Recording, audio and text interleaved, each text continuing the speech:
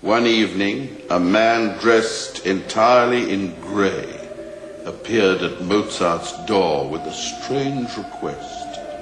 Mozart was to write a Requiem Mass for a very large fee. There was only one string attached. Both composer and donor were to remain forever anonymous. Later the mystery was clarified. A certain Count Wallsegg intended to present the work as his own. At the time, Mozart asked no questions. He needed the money. He was 35, but casual observers would have thought him older, considerably. Youth and enthusiasm had been banished from his features. His complexion was yellow, his skin pockmarked. A fatal disease was busy on its work of destruction. He raced against time. The man in grey appeared to be Providence itself. Despite his heroic efforts, the work was never finished.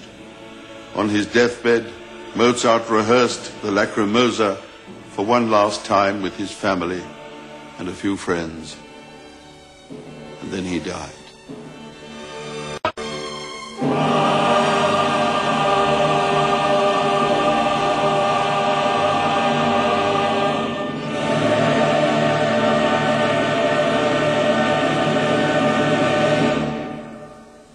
He never feared death, and certainly would not have viewed his own death as anything more solemn than the natural consequence of having lived.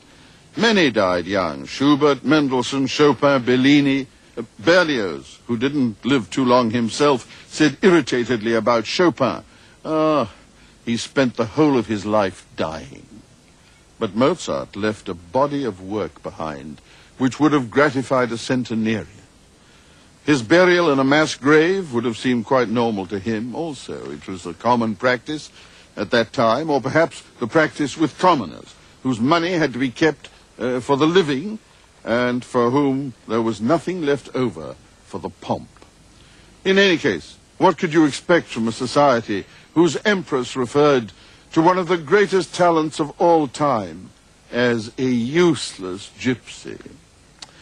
And wasn't it that lady's daughter who eventually said, "Let them eat cake"?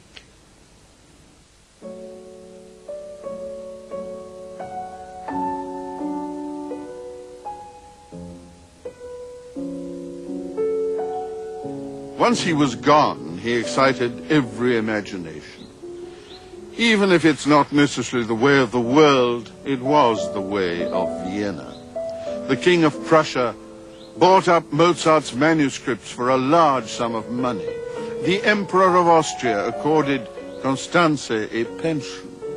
And as for that lady herself, she recovered her health overnight and became the iron-willed businesswoman who skillfully cashed in on the sudden resurgence of her poor dead husband's popularity. Mozart's sister Nannerl and Constanze, the widow, lived not far from each other in Salzburg, and by virtue of their physical proximity were able to carefully nurture their mutual animosity. Oh, Mozart's surviving sons didn't amount to much. Neither of them married. They left no issue, no mark. The final irony to the imagined libretto of Mozart's life was that the wealthy Freemason who so generously contributed to Mozart's well-being ended his life poorer and more miserable than Mozart had ever been. In death, as before, Mozart's personal life and creative life existed on different planes. In creation, he could play all the parts, good and evil, investing his villains with surprising compassion and heroes with all too human weaknesses. He gave life to what were merely marionettes to start with, and for the space of 3 hours could play the part of God in his own intimate universe, to the enlightenment and enchantment of his public. In life, he could control no one and nothing. The whims of emperors, the caprices of women, the jealousies of men, the eroticism of divas in the wings, the diabolical betrayal of billiard balls. And once he had sunk to that level, why try to control himself? No, the only reality worth considering was the artifice, the better world dreamed of by the Masons, unattainable, beautiful, infinitely kind, awash in a sea of magical sounds, which even the sturdy voices of 6 hungry babies could not penetrate for long.